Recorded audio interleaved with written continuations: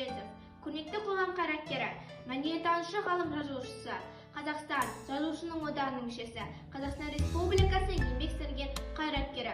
Ол Қазақстанның және халқымыздың рухани мәдениетін дамытуға және Орта Азия халықтарының мүддесін зерттеу мен насихаттауға орасан зор үлесін қосқан еді.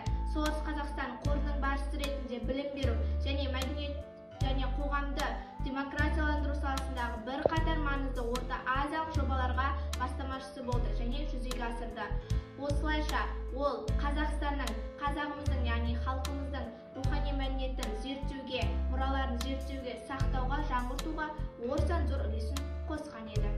Қазақстан тарихында Қазақстанның Қытай Халық Республикасындағы тұңғыш және төтенше өкілетті елшісі болды.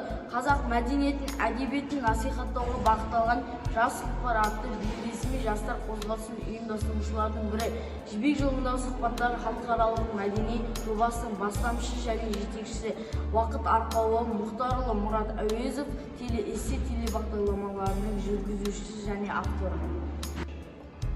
Мұрат Әуезовтың шығармалары «Время связующее нить» 1972, «Импакрена», «Хождение к кольцам времен» 1997, «Уйти, чтобы вернуться» 2002, «Главпочтам» 2018, «Ділім» 2018 еңбектері мен көркемдік процестің теориясы бойынша 200-ден астам жарияланымдардың авторы.